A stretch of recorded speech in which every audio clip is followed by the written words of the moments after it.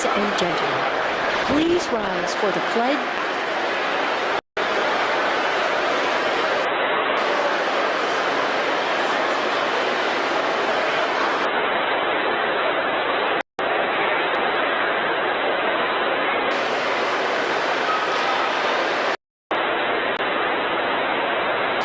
Ladies and gentlemen, please rise for the Pledge of Allegiance, led by State Representative Carrie Underwood.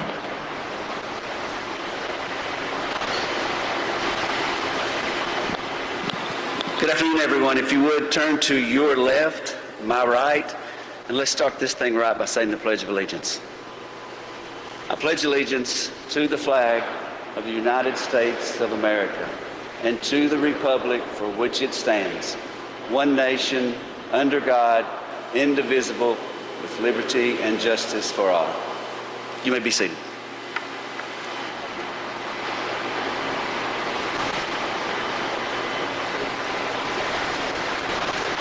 Please remain standing for the national anthem performed by Mary Graham.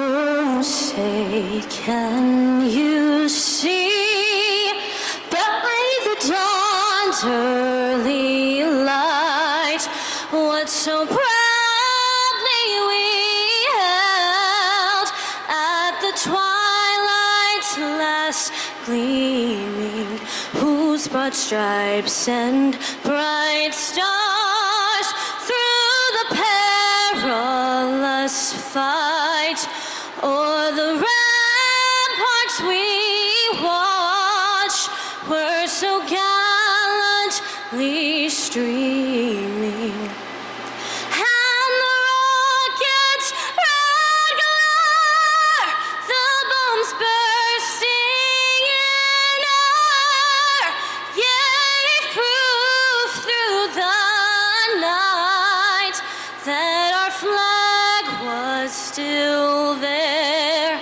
Oh, say does that star-spangled banner yet wave o'er the land of the brave and the home of the brave?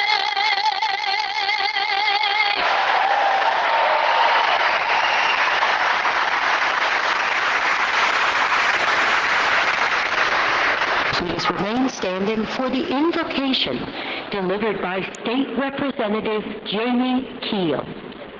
I think it's a good time to go to the Lord in prayer and thank Him for what He's given us here today. Let's pray together. Lord, we thank You for this opportunity that we have to be together today. Lord, thank You for Hadrian and A.E. Scholes for making this possible. Lord, we thank You today for Congressman Adderholt, his staff, Lord, what they have done to bring us here today.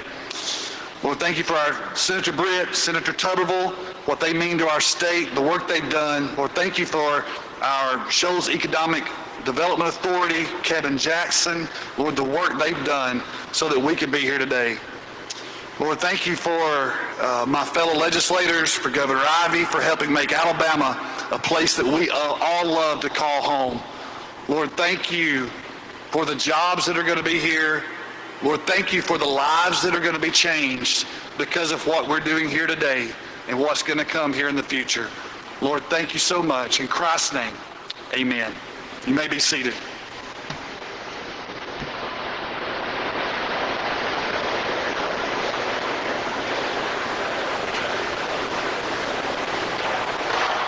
Ladies and gentlemen, please be seated and welcome Chris Power, Founder and Chief Executive Officer of Hadrian, for opening remarks.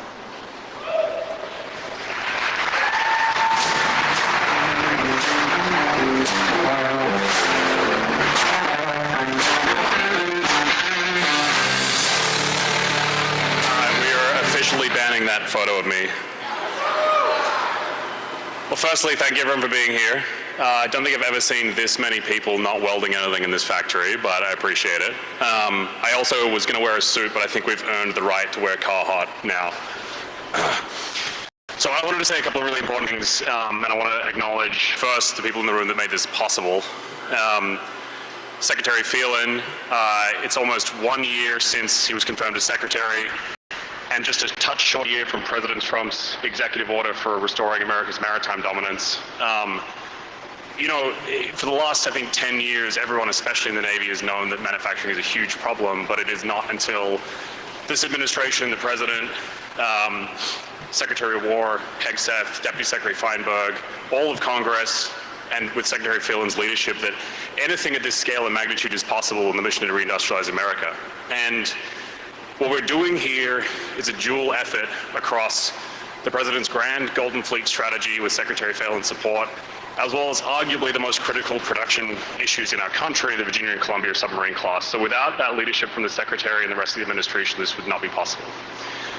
Secondly, to Admiral Goucher, thank you for being here.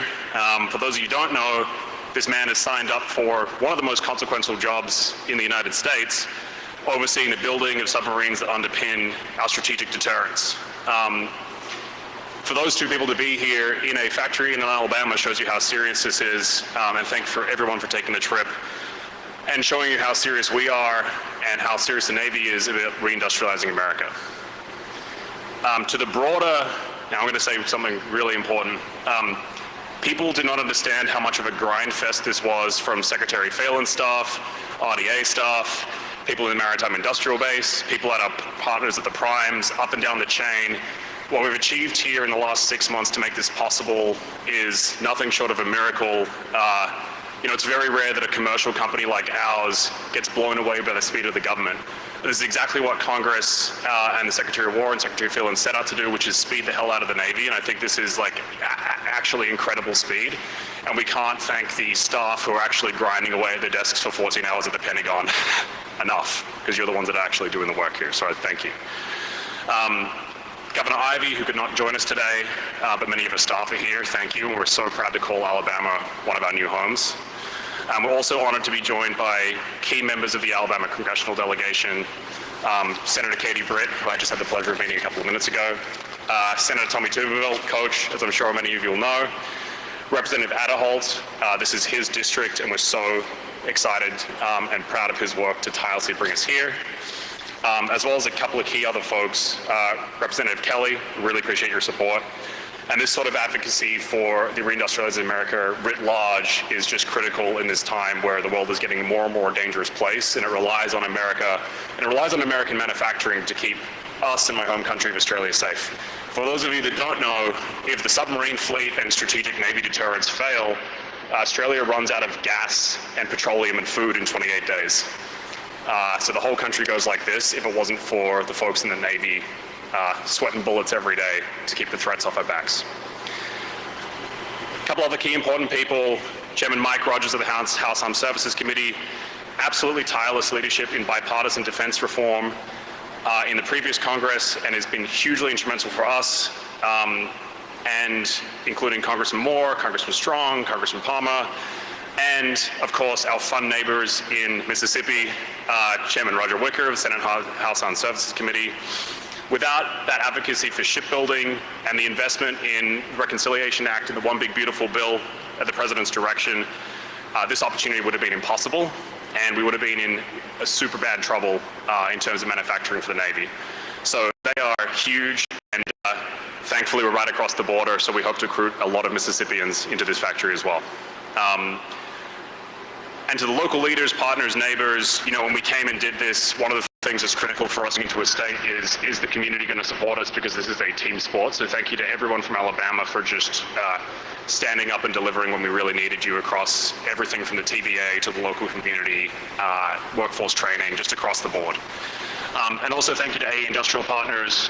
They took a huge bet a couple of years ago and stuck a bunch of capital into this building and held it for a long time. We appreciate their support getting this deal done alongside the Navy, and Hadrian. We couldn't have done it without you, and thank you so much for your knowledge and wealth of support across the local community in this building. And secondly, thank you to my team. who I think are probably the hardest working people in the country at the moment because they're led by an absolute nutcase who doesn't know when to say stop. So I appreciate you. And we should all be mindful that the mission matters here because the stuff that we are constructing holds a bunch of failures who are out in dark and dangerous places right now, making sure we all get to sit here and drink a couple of beers and watch Leonard Skinner. So we cannot forget, this has got nothing to do with growing the company, this has got nothing to do with capital, this has got nothing to do, it is about them and what they secure for us.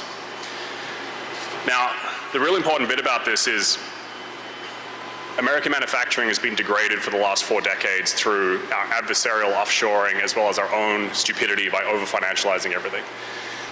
And especially in the maritime base, we shut everything off after the Cold War, and the whole workforce and everything's been on life support. For those of you that don't know, probably 80 to 90% of the jobs just shut down overnight. And for the last 4 decades, we've kind of had sleeping giants. We are so far behind on everything that it is mission critical that we hit all of the buttons to go as fast as possible, both in workforce recruiting and advanced technology factories like this, and just across the board. And this is just one small start of how we're going to help Secretary Phelan and Admiral Goucher and the Navy up gun manufacturing to a degree which I hope is never seen before in the United States. While this facility will be dedicated initially to submarine production, which honestly, outside of Elon's Starship, is probably the most exquisite piece of engineering we've got in this country, it's that backlog that we're hoping to clear here, and we'll do a huge job of getting that. And then secondly, as you know, the President and Secretary Phelan ramp, issues like the Golden Fleet, which are going to require the exact same advanced production, this whole thing will expand to be one of the largest investments in the maritime industrial base ever made in a new way of doing business at Secretary Phelan's direction, which is in this public-private partnership, where it is government and industry getting the job done together, shared risk, shared upside, shared sweat, blood, and tears. Now, interestingly, I'll tell you a bit of history before I introduce some of my fellow speakers.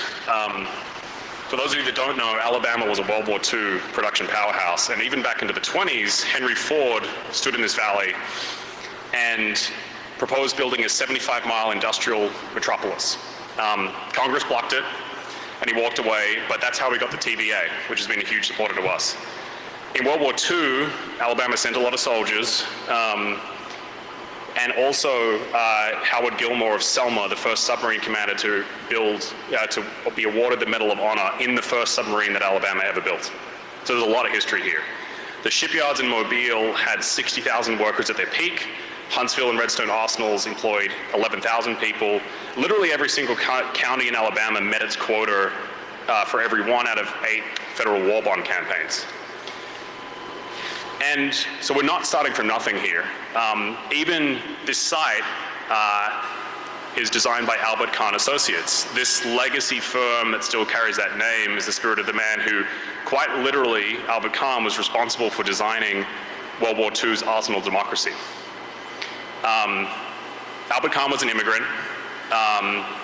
He came here with little more than a vision, came in, learned a lot from Henry Ford, but it was his industrial cathedrals in World War II that actually shaped the face of the war and enabled the people of Alabama to step up and deliver when it really counted. So what this means to us is the kickstart of this enormous public-private partnership to reindustrialize the country. Alabama has a long history of manufacturing and stepping up when it matters, but we've lost that for the last 20 or 30 years. We offshored all the jobs, we shut down everything, people moved away. But you've got to remember it was only 3-4 short decades ago where Alabama was literally the production powerhouse.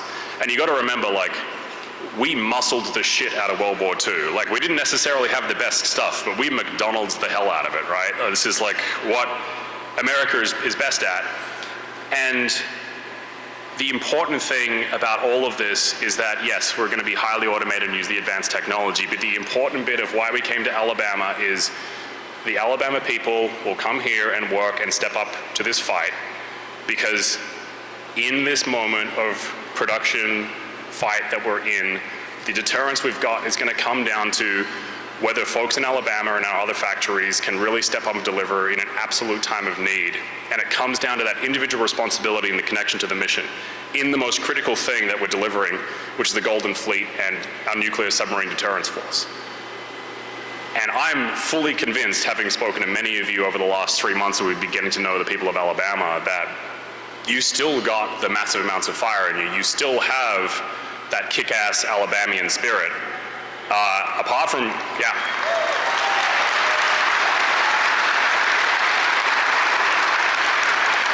So we're going to talk about a lot of investment numbers, we're going to talk a lot about jobs, but the entire point here is this is like not a joke to me, this is not a joke to my team, and I hope it's not a joke to you, because what this is going to come down to is, do the people of Alabama alongside Hadrian as you come work for us, have you got the fire? Have you still got the grit?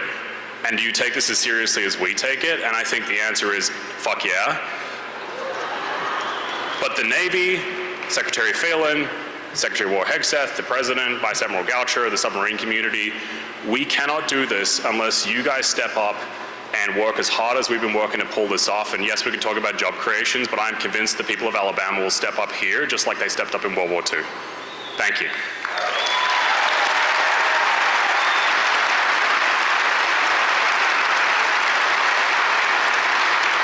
Please welcome Secretary of the Navy, John. Secretary of the Navy, John Phelan. Yeah.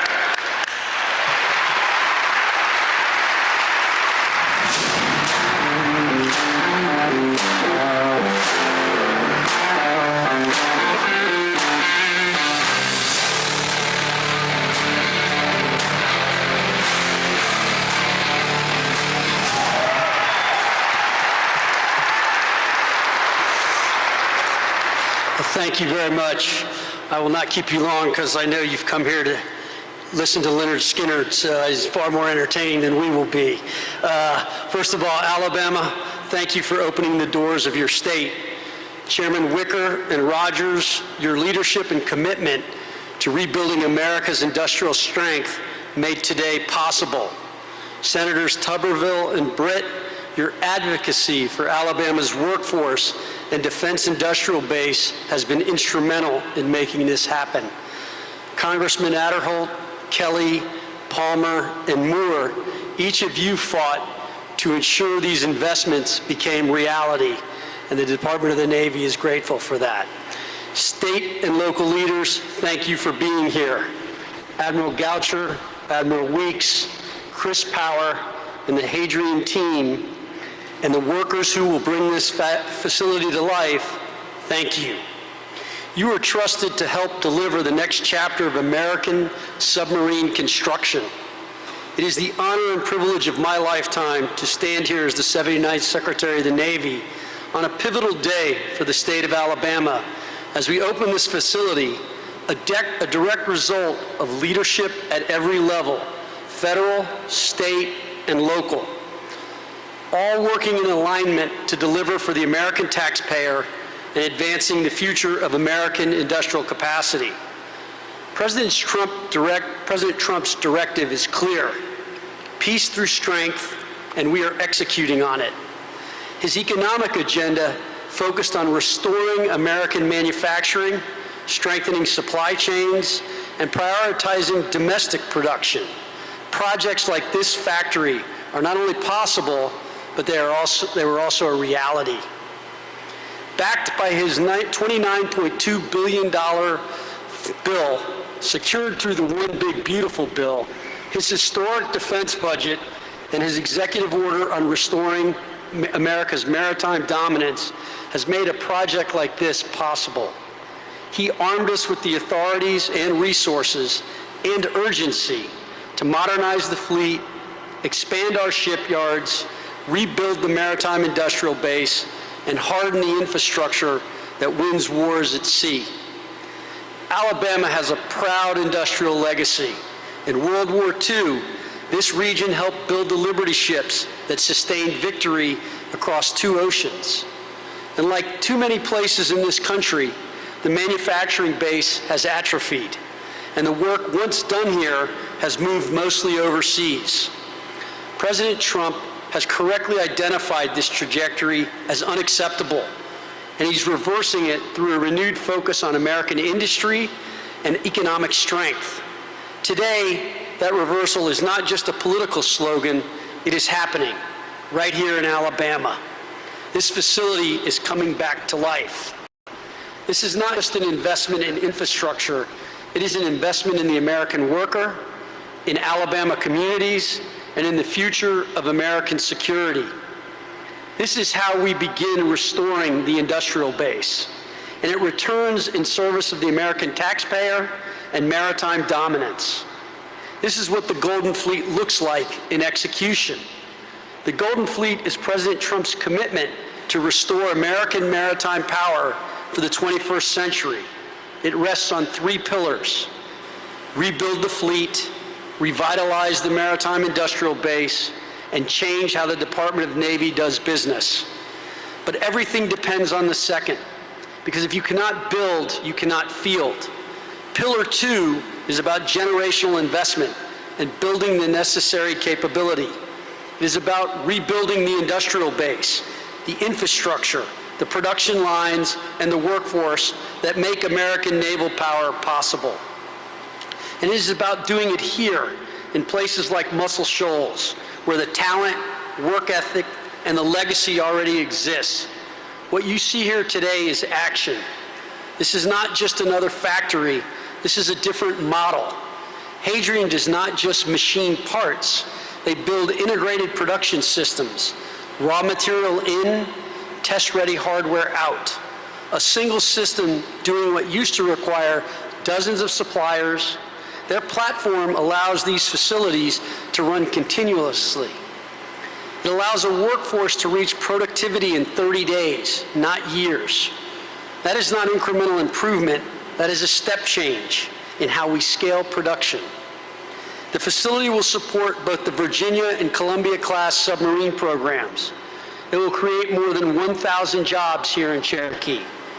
Hadrian's Factory of the Future will deliver high-paying jobs, and in partnership with the Alabama Community College System and the Alabama Industrial Development Training, will provide trades, training, and advanced upskilling in automation technologies for the workforce. This is how we rebuild not just capacity, but capability. And let me be clear, this wouldn't be happening without President Trump's leadership and Congress. Both chambers of Congress, especially all the members here today, delivered the generational investment required to rebuild our shipbuilding capacity, to bring those jobs back to Alabama and put American skilled laborers back at the center of American strength. I look forward to building on this progress together in the months ahead, because we are just getting started at the Department of the Navy. This factory is the first of 3 facilities designed to address the most critical bottlenecks in the maritime industrial base. This is also a different kind of partnership. This is a novel transaction with Hadrian, providing the Department of the Navy downside protection and upside participation. More than $1.5 billion in capital from Hadrian comes in first. The Department of the Navy follows with a commitment of $900 million to scale up the factory, grounded in demonstrated performance and ensuring we are investing in outcomes, not promises. So risk is shared, performance is required. The Department of the Navy has a stake in the outcome, and American taxpayers will benefit from our and their success. That alignment matters, because we are done with a system that rewards process over delivery. We are done with free money from the Department of the Navy to defense primes. Industry has tried to meet us before. We have not always made it easy. That is changing. We are breaking down silos, simplifying how we do business, and moving acquisition to a more urgent footing with one goal: putting the warfighter first. The President directed us to move faster. Congress has cleared a path. The Navy has set the requirement. And today, Hadrian is setting the foundation to deliver that capacity. To the workers who will fill this facility, you are not just building parts, you are building the submarines that underpin our nuclear deterrent and our most survivable nuclear deterrent. You are building the capacity that closes the gap between what the fleet needs and what we can produce. You are building the arsenal of American sea power. The Muscle Shoals region is building again and reclaiming its place at the center of American manufacturing strength. Congratulations to the state of Alabama and Hadrian. Welcome to the fight, Factory 4. May God bless all of you. May God bless the state of Alabama. May God bless the United States of America. And may God bless the Navy and Marine Corps team that defends her. Thank you very much.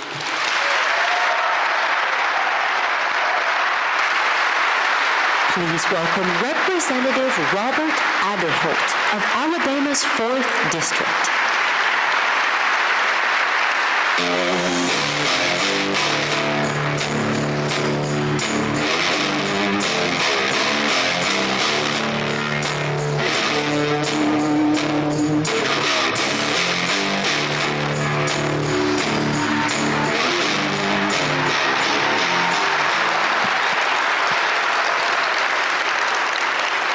Good afternoon. I know we have a lot of folks from out of town. Let me say welcome to the Shoals and welcome to Alabama's 4th Congressional District.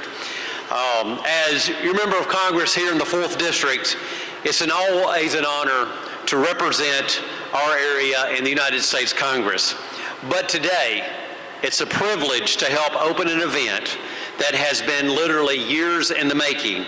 It's an effort that so many in this room has worked very hard for many years in a program that they have believed in. And I'm proud to say today, we begin a new chapter right here in Northwest Alabama.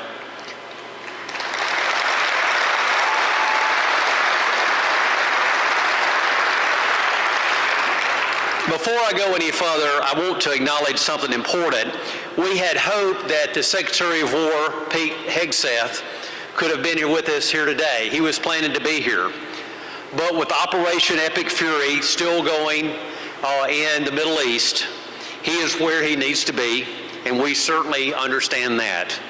That operation is a reminder that even today, American service members are in harm's way. And in recent days, we have lost some of these brave women. Killed was Major John Kleiner, a 33-year-old husband and father, an Auburn graduate and of Trussville, Alabama. These names that you have heard on the news recently that gave their life are not just names. These are lives of sacrifice and service. So before we continue, I'd like to ask you to join me in a moment of silence to honor Major Kleiner and those who gave their lives for our country.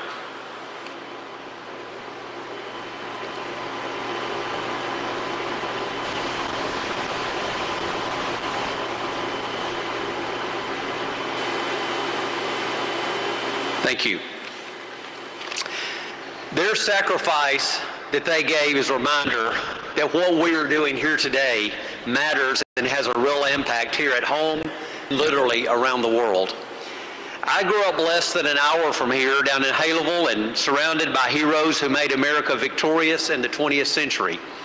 And I remember all too well when many of those same communities were left behind.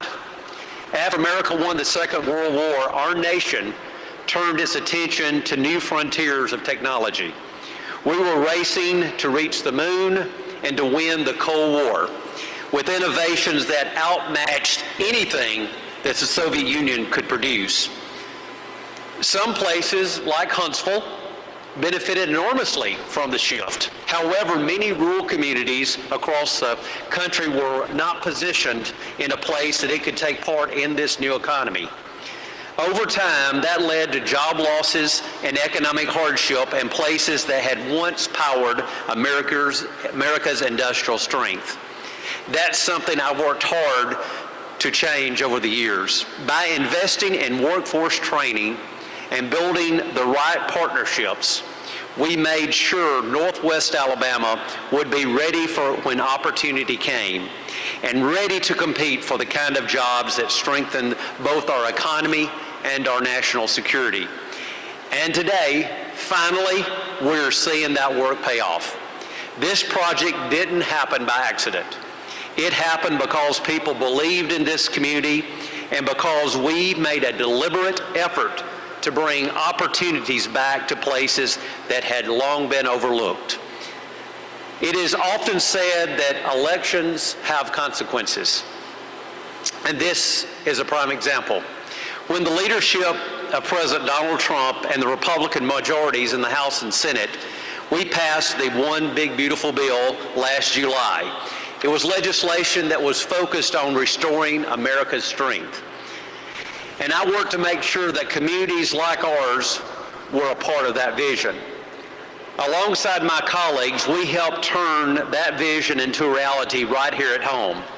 And I want to also thank the congressional delegation that I work with, Senator Tuberville, Senator Britt, Chairman Wicker from Mississippi, Congressman Strong, Chairman Rogers of the Armed Services, and also Congressman Trent Kelly, just our neighbor across the line, and Congressman Barry Moore, and Congressman Gary Palmer.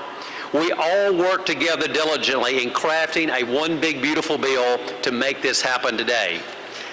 But government alone doesn't build something like this. For years, we've worked to find the right partners, people who saw the same potential that we all see here in the Shoals. And I want to say thank you to AE Industrial Partners and to AE Shoals. Yes, to give them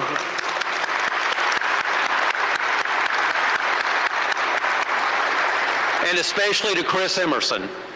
And thank you, Hadrian.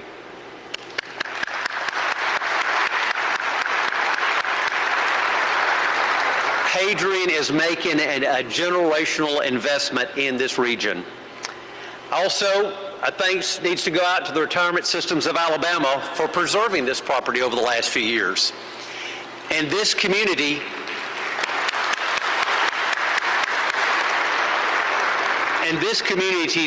local leaders, elected officials, and especially people like Kevin Jackson and the Shoals Economic Development Authority, thank you for never giving up on this place.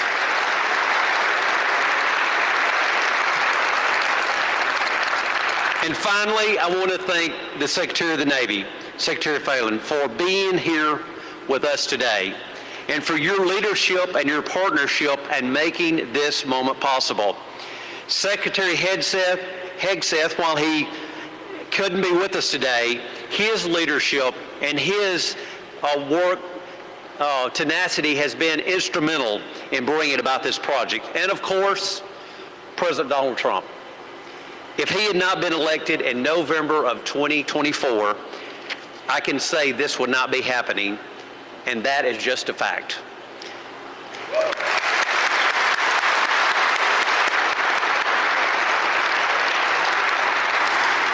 Today, we are taking an important step toward rebuilding the arsenal of freedom.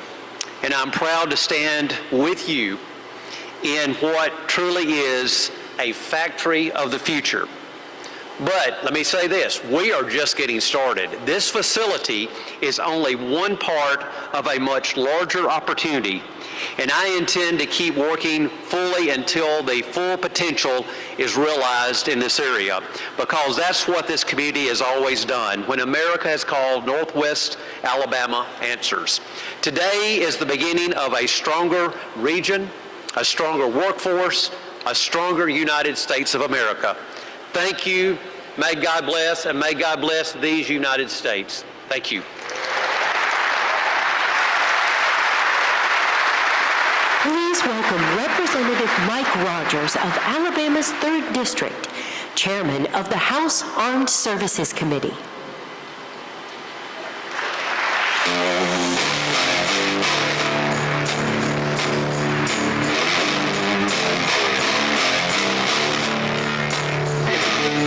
Good afternoon. It is great to have Hadrian here, and it is great to have you as a part of this special event. But I want people here to know that this is not just a ribbon cutting for a new defense industry partner. You're at the beginning of a process that this nation is embarking on that is essential. most of you probably don't realize that our nation, going into last summer, was at the lowest level of defense spending as a percentage of GDP that it had been in since before World War II, 85 years earlier. Dangerously low level of defense spending. And as you might imagine, the defense industry shrinks with the budget. President Trump realized that. Most of you have seen what's happening around the world, the volatility and the danger that we see around the world, the conflicts and the emerging activities of countries that make up the axis of evil, China and Russia, and North Korea and Iran. And we have to recognize that has to be met by this country. President Trump realized that. That's why he put $150 billion into the big, beautiful bill dedicated to defense. It is $29 billion, that money, that is partnering with the ownership of this facility to make this facility happen. But what I want you to understand is you're at the beginning of this process. President Trump has recognized that we have to raise our defense spending and grow our defense industrial base to meet this challenge. So you're at the very beginning of a process that's going to be very emphatic and fast-paced, with a lot of energy from the administration to get behind it, to get us to where we need to be. I'm thrilled to have my partner from the Senate Armed Services Committee, Chairman Wicker, here. We had the privilege of going to the president last summer to urge him to move our defense spending to 5%, which he agreed to do, and which is why that $1.5 trillion that he announced for the defense spending is 5% of our GDP. We need to get more partners doing exactly what Hadrian is doing here today. We need to get more people in the defense industrial base making the things that keep us free and safe. Because I want to remind you, when you look at World War II and the Cold War, the way we won both of those wars was through our industrial strength. That's the way we're going to retake our peace through strength status that we've enjoyed for so long, to stay out of wars in the future. But it's going to be through companies like this that are making investments, companies that are getting into the defense industry that hadn't been in the past, and using new technology so they can build at scale and with speed. So this is an exciting time for America, and you can say that you were there when it started. Thanks for being here, and we're going to be successful. Thank you.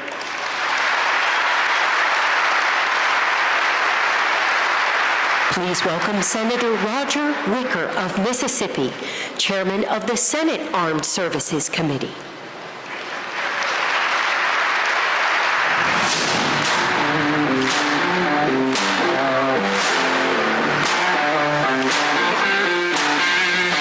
Well, hello, Alabama. And I'm going to shout, hello, Mississippi. My home state, my original district is 14 miles from this spot as the crow flies. I hope there's some people here from Mississippi. All right, as well as Alabama.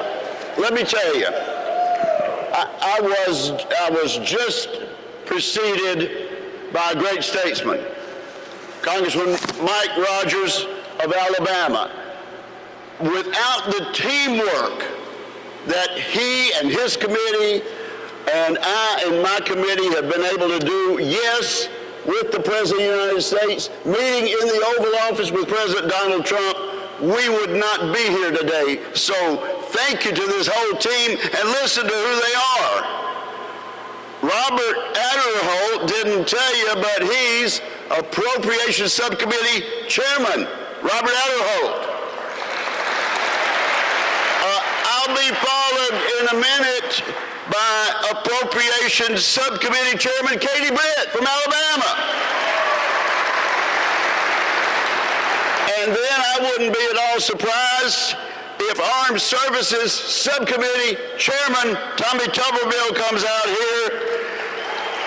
And somewhere on the front rows is Armed Services House Committee Subcommittee Chairman Trent Kelly, and let me just tell you, we work together, and we work with Secretary Phelan with one thing in mind. We've got the greatest country in the world, but we have fallen behind in our military, and we're going to fix that. I hope that's all right with you, and you're going to help us do it. You know, we've fought some mighty wars and mighty battles, but today, what I've been saying almost every day for the year and few months I've been chairman in the Senate, we are faced with an axis of terror. And yes, that axis is Iran, and we're taking care of one part of that axis right now, and I'm glad we do, and I appreciate the president doing it. That axis also includes North Korea. They've got an atomic weapon. They're led by a crazy man. They were led by his crazy dad and his crazy granddad, and he's got his off-balance daughter ready to succeed him. But they've got nuclear weapons, and they are teammates with Russia and Vladimir Putin's Russia, and they're not our friends. And they're teammates with Xi Jinping's People's Republic of China, and they're not our friends. But we're going to do something about it with the help of this team. So thank you for letting me be here. And thank you, who's saying for us. Start spreading the banner. She may be gone. Let me tell you what. We're approaching our 250th anniversary of this great country. A few years after the Declaration of Independence, Britain came back, we had to fight another war against them, and we won that one. But that song that has kind of a difficult melody and difficult words, it talks about a battle, and toward the end of the song, when the dawn broke, the flag was still there. This team is going to make sure when we walk off the stage and we go into the twilight and some of you come up here and take the place, the American flag will still be there with the help of this team and with the help of these people here. God bless you for doing it. God bless you, because I know you're going to do it. Thank you very, very much.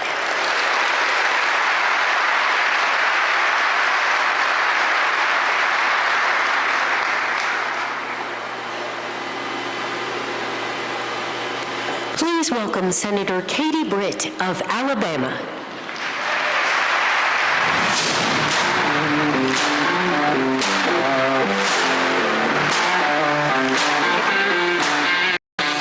Good afternoon, everyone. Thank you so much for being here. I want to say a big welcome to Sweet Home, Alabama, to the Secretary of the Navy. We certainly appreciate his tremendous leadership. He, alongside President Trump and Secretary Hegseth, are committed to onshoring jobs, to making sure that our military is the best ready, trained, and equipped across the planet. And moving in that direction starts today, right here.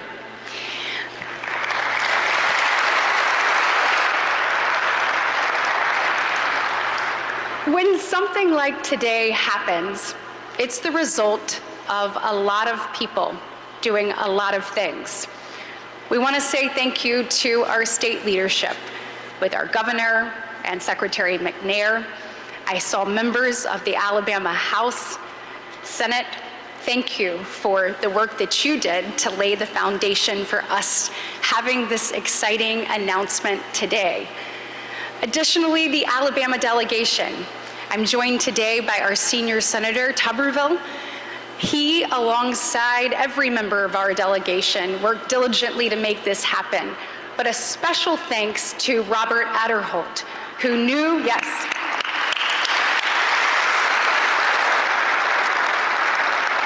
Representative Adderholt believed in what was possible here, and he wasn't going to quit until this happened. Look, really proud of our entire delegation and this community. This is transformative for the Shoals. It's transformative for Alabama, for Mississippi, for the entire region and our nation. When you think about the public-private partnership that's occurring here, you have over $2 billion in investment, private investment, to make this happen. You couple that with the $900 million and the working families tax cut that was led by my colleague who was just here on the stage, Chairman Wicker, and we're very proud of the leadership of Chair Rogers from the great state of Alabama. So thank you to both of you for making that happen. This factory will be a factory for the future. It's going to make sure that our nation can meet our maritime needs. It's going to make sure that we continue to invest in our defense industrial base. And it's going to make sure that we continue to increase our shipbuilding capacity to meet the needs of our nation now and beyond. Look, American manufacturing is back. And today we show that it is stronger than ever. When you think about opening this, when you think about the advanced manufacturing that's going to occur right here, and you think about the pivotal role that the great state of Alabama is going to play, I hope that you are all so proud. We, Alabamians, are going to be part of rebuilding, transforming, and supercharging America's domestic manufacturing and defense industrial base. American manufacturing is the backbone. And Alabama is going to help revitalize it and make sure that we are ready for whatever the world sends our way. President Trump and Secretary Hegseth continue to invest to make sure that Americans are at the forefront of the Peace Through Strength agenda. And this facility is going to build modules for the strongest, most advanced submarines in the world, which will support this administration's goal of unleashing a maritime golden age. And right here in the Shoals, we're going to witness an undeniable advancement of our nation's military capabilities. Again, we're seeing Alabama lead our nation's efforts in design, manufacturing, and competition so that we continue to be dominant across the globe. Our great state has known this for a long time, and that's that national defense means a great deal to Alabama. But what the world continues to find out is that Alabama means a great deal to our national defense.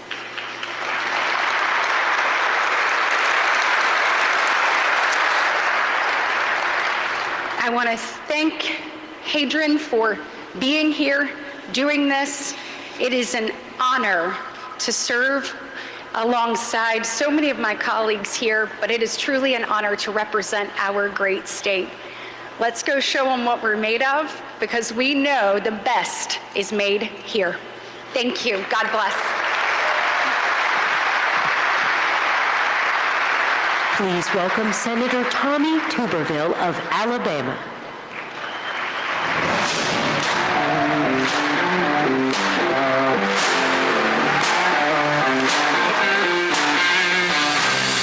Thank you. Y'all tired of hearing speakers yet? I'm ready to hear Leonard Skinner. How about y'all? Hey, it's a pleasure to represent all of y'all in Washington, D.C. We got great people, Katie, all the people in the House. You've got a great delegation. I didn't know a damn thing about what I was doing when I first went up there, but I've got a PhD now. It has been interesting, but I just want to let you know it's truly an honor. I also had an honor to do something I thought I'd never have to do. I went with President Trump a couple of days ago to Delaware, and we welcomed home for the last time 3 young people from Birmingham that lost their lives, 1 that lived in Birmingham, Well, what a tragic, heartbreaking thing to happen. Really it is. But they were doing it to protect this country. And that's the reason we're here today. We're here today. Chris Powers, I want to thank him for Hadrian. I want to thank President Trump for his foresight of building ships and submarines again, which we very seldom have done over the last 50 years. I want to thank Secretary Phelan of the Navy, who spoke to you earlier. Folks, it wouldn't have happened had he not stepped up and said, we're going to do this. We're going to build submarines in Alabama. My God, who would have ever thought? On the river. But let me tell you something. This is not a 5 or 10-year project. Most everybody in here will be dead and gone, and they'll still be building submarines here. I want you to think about that. They'll still be here building submarines. There will be hundreds of billions of dollars that will be sent to Northwest Alabama for this project alone. It's not just this project. There will be buildings built all around several counties, building the infrastructure for making parts. It's like bringing a car manufacturing place in. You don't build the parts here, you put them together. They've got to be built other places. The economy here will boom. It will explode. And you will be protecting this country because we're behind in submarines and ships behind China. China is our #1 adversary. And by golly, we're not going to let them continue to outrun us in anything. And the people here in Muscle Shoals will make sure that that doesn't happen for years and years to come. So I want to thank you. I want to thank Hadrian for having the foresight of coming here and starting this project. Again, you can't give enough credit to Donald Trump for what he, #1, has done for Alabama. I want you to think about it. FBI, Space Command, Coast Guard Academy, Fannie Mae, all the things that he's done. He loves this state. You know why he loves this state? Because he loves the country, and he knows the people of Alabama can get it done in the country. And that's the reason it's here in Muscle Shoals. So, again, we'll cut a ribbon today for the future of Northwest Alabama, all of Alabama, and this country for protection of our kids and grandkids in the future. And I hope you really understand what this means.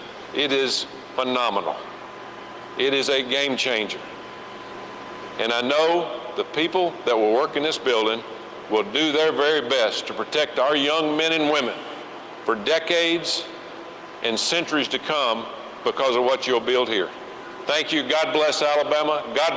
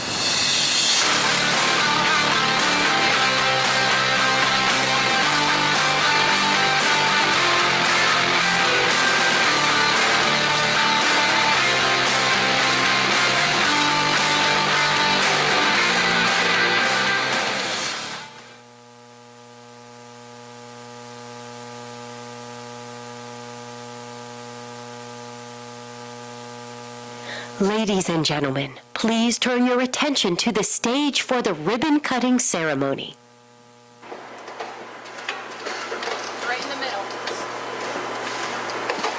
Nope, Senator, perfect.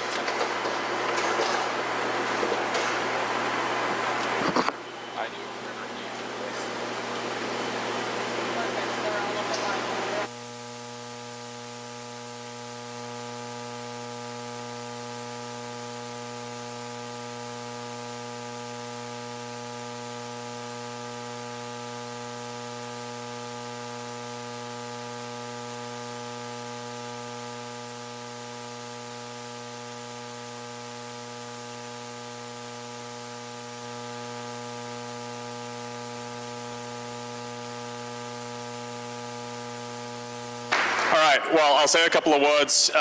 Everyone needs to go get some lunch and come back for the concert. I wanted to thank everybody for being here, especially Secretary Phelan. I'll give you a warning, do not negotiate against this man. And mostly the people of Alabama were very serious about this, and I know you'll come into this building with the fire that built World War II because we need you again. And I want to remind everybody, to Secretary Phelan's words, this is not a contract, this is a responsibility that we are taking on in partnership with the United States Navy. And as the Secretary quite rightly said, we've got shared risk, shared ownership, and a new way of doing business. And I also want to remind everybody that what is the point of having shared responsibility unless you also give the responsibility and the upside to the workforce? So everyone in this building who comes and works for us will also be equity holders in Hadrian, because I cannot ask you to step up unless we also let you share in the rewards and the wealth that we're going to create here. Thank you very much for being here. I'll see some of you later. I appreciate everyone's time.